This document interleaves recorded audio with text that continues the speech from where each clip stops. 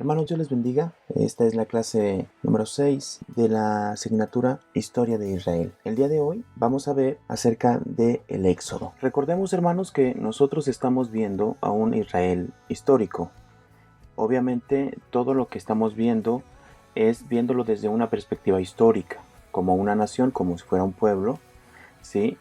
Y estamos comparándolo al mismo tiempo con un mensaje bíblico. Así que lo que estamos narrando, la historia que se está narrando y que voy a narrar a continuación, obviamente tiene un enfoque totalmente histórico, viéndolo desde una perspectiva histórica y no religiosa. Espero no se confundan porque puede ser que algunas cosas que se narren viéndolo desde una perspectiva histórica se trate de encontrar pruebas científicas fidedignas de lo que menciona la Biblia, y a veces la historia trata de encontrar alguna situación lógica para poder sustentar algún relato histórico o bíblico, como lo queramos ver.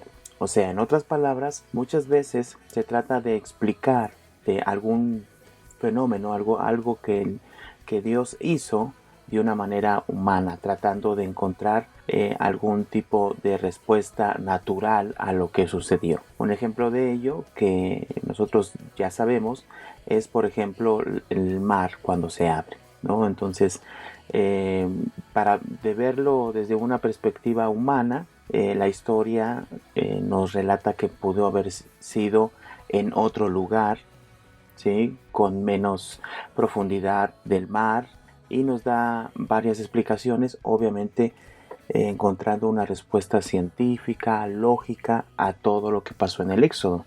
Sobre todo en el Éxodo, hermanos, cuando vemos el Éxodo tenemos que entender que es la liberación del pueblo de Israel, pero que Dios está actuando de esa manera. Entonces, en esta etapa es cuanto más difícil se hace para los científicos, para la arqueología, etcétera, explicar los fenómenos que relata el libro de Éxodo y el Éxodo en sí como historia. Entonces, no se confundan, hermanos, tratemos de no confundir, ¿sí? Estamos viéndolos desde una perspectiva histórica, y a veces esta perspectiva histórica forza o trata de forzar los elementos bíblicos para que se puedan explicar de una manera natural, ¿sí? De una manera geográfica, de una manera arqueológica, y por eso nos da a veces ciertas explicaciones que pueden inclusive, como lo hemos visto, estar un poco en contra del relato bíblico y obviamente de la intención de Dios en la Biblia. Por lo tanto, hermanos, no se confunda y tratemos de ver de qué manera se puede ver la historia del pueblo de Israel como una nación y como un pueblo. Y al último yo haré una comparación de lo que menciona la escritura en el libro de Éxodo, y sobre todo en el Éxodo en sí. Moisés vuelve a Egipto y reclama al faraón que le deje salir a su pueblo. Al negarse Egipto es castigado con 10 plagas, de tal modo que el faraón, cuando accede a dejar salir a los hebreos, se arrepiente de inmediato. Sin embargo, a consecuencia de la 10ª plaga, que vimos que es la muerte de los primogénitos, motivó la obviamente claudicación del faraón de su postura. Así Israel sigue hasta el día de hoy rememorando todavía la fiesta de la Pascua, en honor a aquella noche en la que, tras marcar los dinteles de la puerta de sus hogares con la sangre del cordero,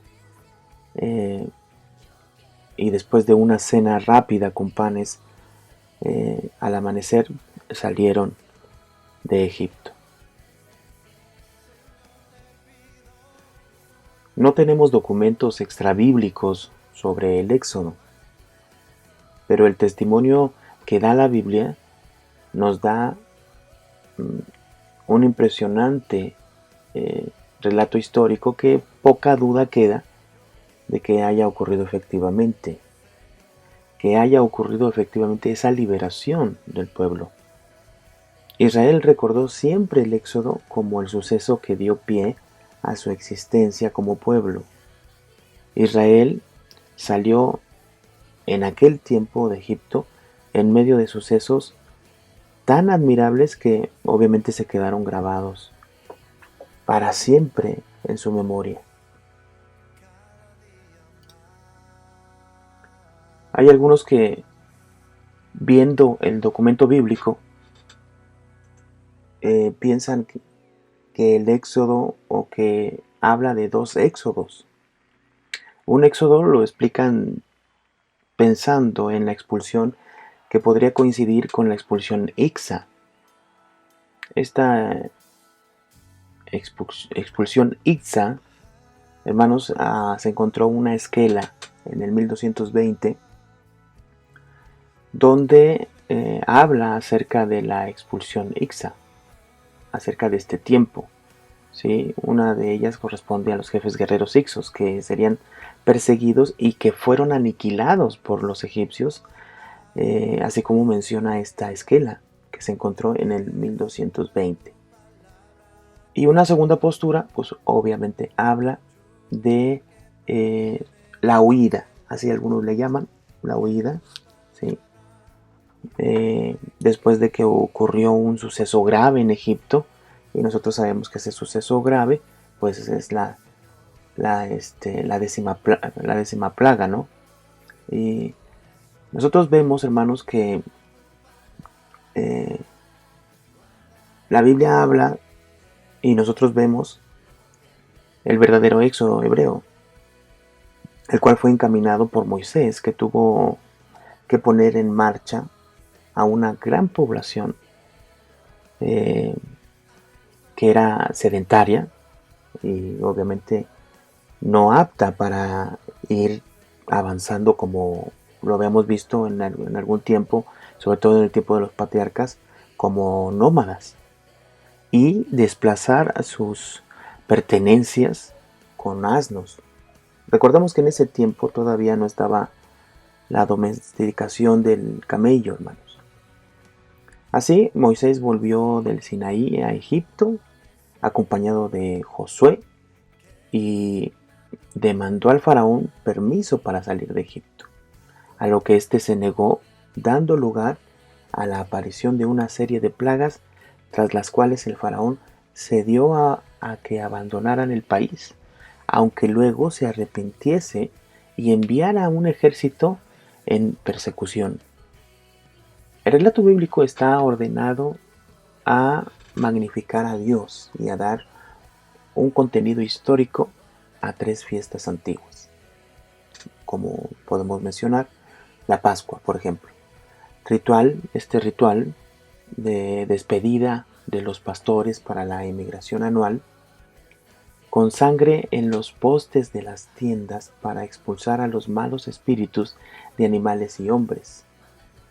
Ahora tomado el cordero a toda prisa y pintada los dinteles de las casas, es un signo de la liberación del pueblo de Dios que impediría así la muerte de los primogénitos. Con ellas se conmemora la obra de Dios que hizo salir a su pueblo de Egipto. También tenemos la fiesta de los ácimos, rito de sedentarios agricultores que ofrecen a Dios las primeras gavillas. Se convierte ahora en la conmemoración de la salida apresurada de Egipto. Y la ofrenda de los primogénitos, rito antiguo relacionado con el sacrificio de Isaac por Abraham, que luego sería sustituido por animales, que va a conmemorar el perdón de Dios sobre los primogénitos hebreos en Egipto. En la narración bíblica se dice cómo los hebreos, intentando escapar, fueron acorralados entre el mar y el ejército egipcio, y se salvaron cuando el viento secó las aguas y pudieron pasar. Mientras que cuando intentaron pasar los perseguidores egipcios, las aguas volvieron a su cauce y obviamente todos estos egipcios perecieron.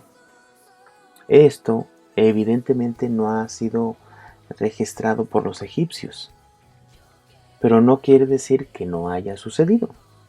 ya que los egipcios nunca celebran sus derrotas, eso es obvio. Lo que sí es improbable es que los israelitas cruzasen el Mar Rojo, ya que eso hubiera supuesto una emigración no hacia el Sinaí, sino hacia Etiopía, cosa que no ocurrió.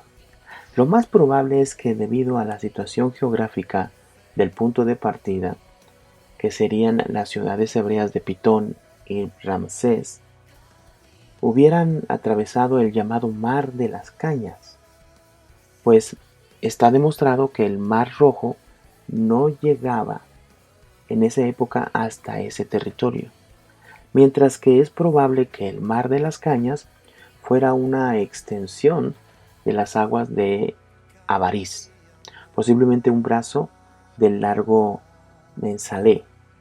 En cuanto a la datación de la salida de Egipto, hay que establecerla, según la Biblia, antes del siglo III antes de Cristo. O sea, obviamente eh, ellos piensan acerca de la postura tardía. Recordemos que hay dos posturas, una postura tardía y una postura temprana que ubica al Éxodo en el 1446 aproximadamente. Durante el Éxodo, el pueblo judío se constituyó como una nación, aunque dividida en clanes, con una fe y un derecho civil común. En el monte Sinaí Moisés recibe la tabla de la ley, los 10 mandamientos, y se establece un pacto entre Dios e Israel, por el cual Jehová es el único Dios de este pueblo, que lo va a guiar por el desierto y que le va a proveer de la ley, que es un conjunto de reglas por las cuales se va a regir tanto en la vida pública como en la vida privada, o sea, en su relación con Dios. El monte Sinaí o el monte Horeb se localiza tradicionalmente, ¿sí?, en la península del Sinaí. Otros piensan que su localización estaría al este del Golfo de Acaba o en Madián, al noroeste de Arabia, donde existe una serie de volcanes extinguidos. Para otros historiadores, simplemente no había ningún volcán. Lo que ocurrió fue que hubo una gran tormenta de montaña. También hay quienes piensan que este monte podría estar localizado en la parte norte de la península del Sinaí, ya que Israel combatió en estos alrededores con Amalek, un pueblo otras veces encontrado por el Negev y el desierto del sur, al oeste de Cádiz. Algunos pasajes de la Biblia sugieren que Israel se dirigió directamente a Cádiz, lo que explicaría el incidente de las codornices, ya que estas son aves migratorias que marchan cerca de la costa del mar Mediterráneo. Por otro lado, la localización en el sur de la península del Sinaí tiene como ventaja que en sus cercanías estaban las famosas minas egipcias de cobre. Esto concuerda con la tradición de que el suegro de Moisés pertenecía a los kenitas, que son herreros y que se encuentran en dicho lugar debido a que las minas le suministraban el metal que usaban en su industria. Para algunos, el pueblo de Israel en su salida de Egipto habría seguido 4 posibles rutas, ¿sí? La primera ruta es la ruta del norte, que corresponde muy bien a un éxodo de expulsión y que el texto llama, con un hermoso anacronismo, la ruta de los filisteos. El lago que atravesaron los hebreos sería entonces el lago Sirbonis. Esta ruta, muy bien protegida por fortalezas egipcias, no parece ser la más conveniente para una huida. Sin embargo, por esta ruta es por la que los beduinos solían encontrarse con las codornices extenuadas después de su migración. Una segunda ruta es la que atraviesa los lagos amargos y va directamente hacia Cádiz, donde se situará el episodio de las aguas de Meriba, cuando el pueblo se enfrentó a Moisés. Por este camino se explica mejor la oposición de los amalecitas. La tercera ruta es una ruta variante de la anterior. Atraviesa los lagos amargos, pero se dirige hacia el Golfo de Aqaba y Arabia. Esta ruta, como la anterior, está en consonancia con la posibilidad de recoger el maná al pie de los tamariscos. Las tres rutas mencionadas solo pueden indicar que el monte Oreb estaba cerca a Cades. La cuarta ruta es la de las peregrinaciones cristianas a partir del siglo IV. Pasa por el sur de los lagos amargos y se dirige hacia el sur de la península del Sinaí. Hoy en día nadie duda que Moisés fue el gran fundador de la fe de Israel. Aunque las poblaciones hebreas de Egipto ya conocieran al Dios de Abraham y de Jacob, como demuestra el hecho de que la santificación del sábado ya era una costumbre extendida anterior al Éxodo. Sin embargo, hay quienes piensan que la idea de Jehová era conocido entre los clanes de Kenitas de la península del Sinaí y que Moisés lo aprendió de ellos a través de su suegro Yetro. Parece razonable admitir una cierta conexión entre la religión de Israel y la de los madianitas, sobre todo a la luz de los recientes descubrimientos hechos en las minas de cobre de Timnah, en Arabia, al sur del Mar Muerto. Durante las dinastías 14 al 20, estas minas fueron explotadas por los egipcios con una mano de obra madianita y se eligió un templo a Hathor. Cuando en la primera mitad del siglo XII los egipcios abandonaron la explotación, la continuaron durante algún tiempo los mismos madianitas. Entonces sustituyeron el templo de Hathor por otro dedicado a su propia divinidad. Se trataba al parecer de un santuario tienda, pues se han encontrado hoyos para estacas y cantidades de tejas rojas y amarillas, al mismo tiempo que las esculturas egipcias fueron mutiladas y destruidas. Todo esto recuerda la tienda santuario de Israel en el desierto y la prohibición de imágenes que desde los comienzos fue una de las características de la fe israelita. Además también se encontró una serpiente de bronce dorada que nos recuerda a la serpiente de bronce que alzó Moisés. Israel, después de su partida del Sinaí, tuvo durante cierto tiempo como centro focal a Cades, un gran oasis a unos 80 kilómetros al sur de Beerseba.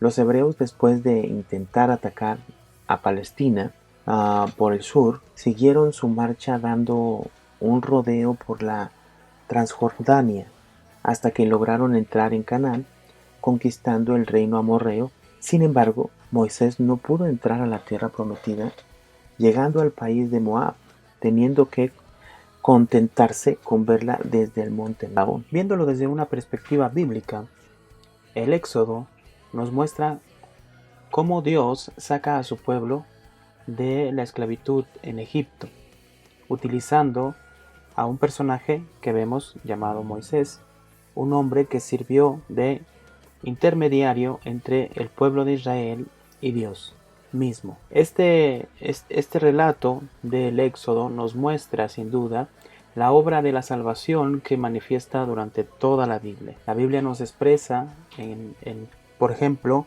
1 de Corintios capítulo 10, como la misma Biblia nos expresa, dice el verso 1, porque no quiero, hermanos, que ignoréis que nuestros padres todos estuvieron bajo la nube, y todos pasaron el mar, y todos en Moisés fueron bautizados en la nube y en el mar, y todos comieron el mismo alimento espiritual, y todos bebieron la misma bebida espiritual, porque bebían de la roca espiritual que los seguía, y la roca era Cristo. Entonces vemos sin duda que todo lo que nosotros vemos en el Antiguo Testamento, hablando del Éxodo, es referente a nuestra salvación hoy en día, a través de Cristo Jesús. Podemos mencionar entonces que el Éxodo nos permite ver cómo es que Dios saca al pueblo de Egipto y lo trae al desierto para darle sus leyes. Estas leyes son las leyes y normas con las que se debe de conducir el pueblo de Israel bajo los mandamientos de Dios. Estas leyes y normas son las que van a hacer que este pueblo pueda vivir bajo la voluntad de Dios en la tierra a la cual se dirigen ellos. Recordemos, hermanos, que Ellos llegan saliendo de Egipto, atraviesan el Mar Rojo, llegan al monte Sinaí, y ahí en el monte Sinaí es donde Dios le da su ley. Esa ley debería de ser puesta en práctica una vez llegando a la tierra de Canaán. Saliendo del Sinaí se van a Cades Barnea. En Cades Barnea es cuando tienen ellos que conquistar, y vemos que la historia nos muestra que el pueblo de Israel se niega a conquistar por temor a los habitantes de esa nación. El que el pueblo se negara a conquistar ocasionó que Dios se molestara profundamente con este pueblo, y este pueblo fuera desechado de delante de Jehová. Jehová entonces promete que este pueblo, que rehusó conquistar y tomar la tierra que él le había prometido, entonces tendría que morir esta generación para que se levantara una nueva generación, la cual pudiera entrar a la tierra prometida. Y así fue. Durante 40 años aproximadamente, unos 38 años y fracción, es lo que nosotros vemos que Dios estuvo haciendo que el pueblo de Israel vagara durante el desierto para que muriera esta generación y se levantara una segunda generación para poder entrar a esa tierra.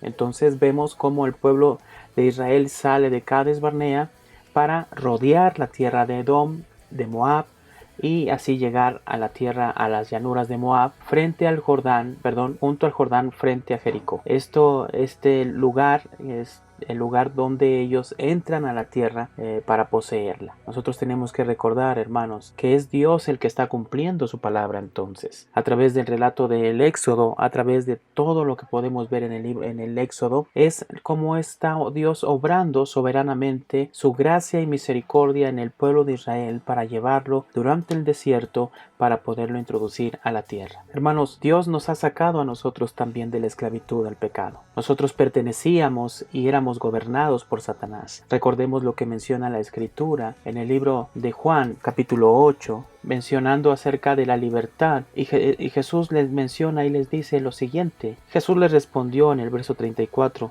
de cierto os digo que todo aquel que hace pecado, esclavo es del pecado. Entonces, nosotros somos esclavos del pecado. Y en 1 de Juan, capítulo 3, en el verso 8 menciona: el que practica el pecado es del diablo, porque el diablo peca desde el principio.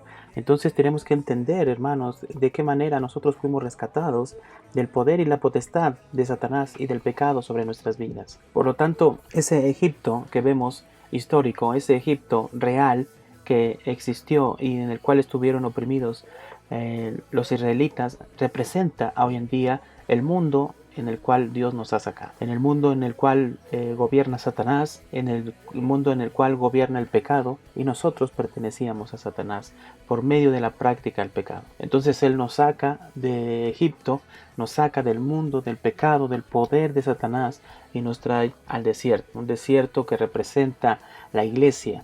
¿Por qué la iglesia? Porque representa el lugar donde Dios está dando su ley, representa donde Dios está dando sus mandamientos para que nosotros podamos ir y ponernos en práctica a la tierra donde Él nos ha llamado. Entonces tenemos que entender, hermanos, este Éxodo, estos 40 años, como en realidad la obra de salvación en nuestras vidas, como Dios va librándonos, pero Dios va con nosotros, acompañándonos durante este peregrinar en este mundo, sustentando, obrando en nuestras vidas, dando gracia y misericordia en nuestras vidas para nosotros poder seguir adelante. Ahora, no tenemos que olvidar que Dios lo que quería hacer desde un principio era un reino. Desde que vimos nosotros y vimos a Abraham, Isaac y Jacob, la promesa de Dios es de hacer de ellos una nación grande, hacer de ellos una nación, multiplicarlos, fructificar ese pueblo que se fue dando, y vemos cómo Dios fue cumpliendo esto cuando aún estaban ellos en Egipto, y al sacarlos de ahí los dirige y los va a poner en la tierra que también prometió a Abraham, Isaac y Jacob. Entonces, de la misma manera como a ellos les hizo esa promesa, Dios está cumpliendo ahora esa promesa de llevar a ese pueblo a esa tierra prometida para formar ese reino. Entonces, este éxodo, podemos verlo así, es sacar del mundo para traer ese pueblo a su reino, al reino de este Dios que le está dando su ley, sus mandamientos a este pueblo de Israel.